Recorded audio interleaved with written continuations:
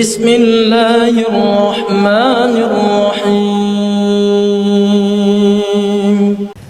Jika ada di antara kita ini puasanya lengkap 30, tiap malam tarawih, akhir malam tahajud, tiap hari tadarus, akhir dia puasa iktikaf 10 malam terakhir, tapi sama tetangga di sebelah musuh, sebelah kiri bombeknya, di depannya si salah-salai, mondribolana newe si Bali, semua dia musuh-musuh sama tetangganya, maka orang seperti ini sia-sia amalnya kepada Allah.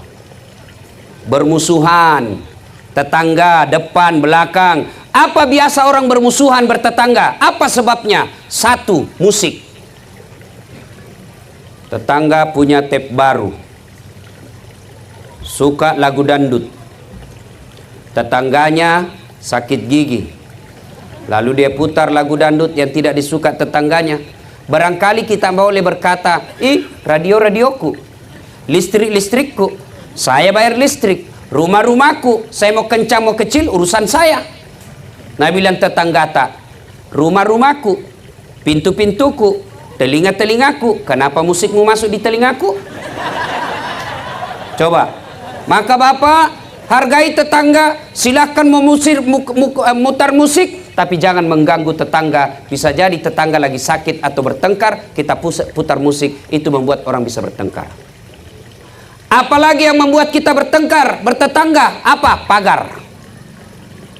Pagar yang satu masyarakat biasa, yang satu masyarakat licik.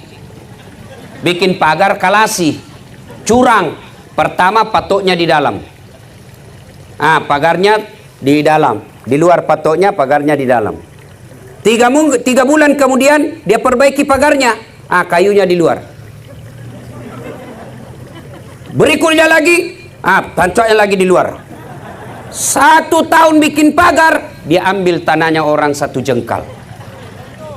Orang seperti ini, agama mengajarkan siapa yang mengambil tanah sesama muslim 1 jengkal, dipikul nanti di akhirat 1 petaka langit. Tangkis mako itu. Apalagi yang membuat orang bertengkar, biasa apa? Tumbuhan. Tetangganya suka pelihara mangga, tapi tidak pelihara sampah. Dia tanam mangga besar, akhirnya mangganya nyebrang ke pagarnya tetangga. Akhirnya apa? Daun dan sampahnya yang nyebrang, tetangganya yang bersihkan. Menurut fikih hukum Islam, daun yang nyebrang ke sebelah, pohon yang ranting menyeberang ke sebelah, maka itu halal buat tetangga. Kenapa? Karena tetangga yang kasih bersih itu daun-daun sampahnya kita punya mangga. Tuh kalau sampah menyeberang. Nah, bila mahasiswaku, kalau istrinya tetangga Ustaz, bagaimana? Halal juga sebenarnya. Lain itu cilaka. Beda. Bapak saudara-saudara sekalian, apalagi yang membuat kita bertengkar tetangga? Apa? Tumbuhan, ternak. Tetangga pecinta bunga. Wah banyak. Apa yang mahal-mahal itu? Kembang cinta dan lain sebagainya. Nah, tetangganya hobi tanaman. Dia bagusinlah tanamannya. Tetangganya pelihara kambing, tidak diikat. Tetangga pelihara bunga, datanglah kambing, dia makan semua bunga kita, bertengkarlah kita. Maka silakan pelihara burung, pelihara peternakan, tapi jangan sampai lalai akhirnya menyerobot tanaman tetangga. Apalagi yang kadang-kala membuat kita bermusuhan dengan tetangga, apa? Anak kita nakal, anak sebelah sabar, bertengkar, orang tua ikut campur. Maka ibu bapak saudara-saudara sekalian, dengar baik-baik pesan Nabi, dengar baik-baik. Atadruna manil muflis? Saudara-saudara sekalian, kau tahu siapa yang bangkrut di akhirat kelak? Tahu tidak siapa yang pailit di akhirat kelak? Bangkero imato ko akhirat. Semoga kau tahu. Macam-macam jawaban sahabat. Yang tidak sholat ya Rasul, wah dia sholat, bagus sholatnya, rawatibnya juga cocok. Yang tidak puasa Ramadan ya Rasul, dia puasa Senin Kamis lancar. Yang tidak bayar zakat ya Rasul, lengkap zakat hartanya, zakat fitrahnya. Yang tidak haji padahal mampu, dia sudah haji, tiap tahun dia pergi umroh. Kalau begitu, siapa yang bangkrut ya Rasul? Nabi menjelaskan jarusu wa khati'ur rahim, tetangga yang sahat sama tetangganya dan yang memutuskan persaudaraan. Coba, heran sahabat, kenapa bisa bangkrut? Dia bagus sholatnya, bagus puasanya, bagus hajinya, bagus zakatnya, kok bisa bangkrut? Nabi menjelaskan, betul, hubungannya kepada Allah baik, tapi hubungannya kepada manusia hancur, maka amalnya kepada Allah habis hanya untuk bayar dosa-dosanya kepada manusia. Maksudnya apa ya Rasul? Dia setorlah pahalanya. Ya Allah, ini sholatku. Datang tetangganya, tunggu dulu. Saya pernah bertetangga di kampung apa namanya? Nah yaitu, saya bertetangga, mantan-mantan dia tentara, ada tembaknya, dia serobot saya punya tanah. Gara-gara tanahku diambil 1 meter, saya tidak punya got. Setiap hujan banjir rumahku. 4 tahun saya selalu kebanjiran. Saya minta keadilan ya Allah. Saya mau lawan waktu itu, begitu saya mau maju, dilihat pakai loreng, ada tembak, nah mundur lagi. Akhirnya Allah berfirman, hari ini hari seadil-adilnya pembalasan.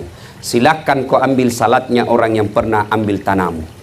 Sudah, habis sholatnya. Setor lagi puasanya. Ya Allah, ini puasaku. Datang tetangganya, tunggu dulu. Saya juga pernah bertetangga situ di Polres. Kenapa? Dia fitnah saya. Katanya anakku yang lurus rambutnya, bukan anaknya suamiku, karena suamiku keriting rambutnya. Dia tidak tahu anaknya lurus rambutnya karena sudah direbonding. Gara-gara fitnahnya satu komplek memusuhi saya, hilang saya punya martabat. Saya minta keadilan. Allah berfirman, hari ini memang hari seadil-adilnya. Ya sudah, ambil dia punya puasa. Sudah habis salat, habis juga puasa. Dia setor lagi hajinya. Ya Allah, ini hajiku. Tunggu dulu, saya juga pernah sekantor di Polres. Dia tuduh saya, katanya mobilku hasil korupsi. Gara-gara fitnahnya 7 tahun saya tidak pernah naik pangkat. Saya malah dipindah ke pulauan. Saya minta keadilan. Allah berfirman, ya sudah, kalau begitu ambil dia punya haji. Habis seluruh kebaikannya, puasanya habis, zakatnya habis, sholatnya habis, hajinya habis. Masih ada orang yang pernah disakiti. Saya juga pernah disakiti itu orang, ya Allah. Saya di black campaign, akhirnya saya tidak terpilih.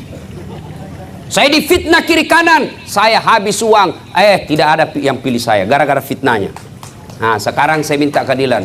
Lalu dia bilang yang tadi banyak amalnya, peko ni carana puang.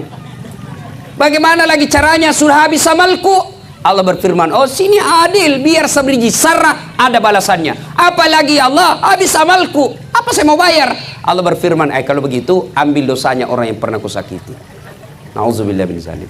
Maka akhir Ramadan kita rayakan biasa selesai Idul Fitri. Tradisi orang Indonesia ada yang disebut halal bihalal. Kita saling menghalalkan. Sakit hatiku Ustaz, nafitnaka, maafkan saja, biar Allah yang balas. Kalau Allah yang balas Pak, bukan cuma dimutasi, susah hidupnya.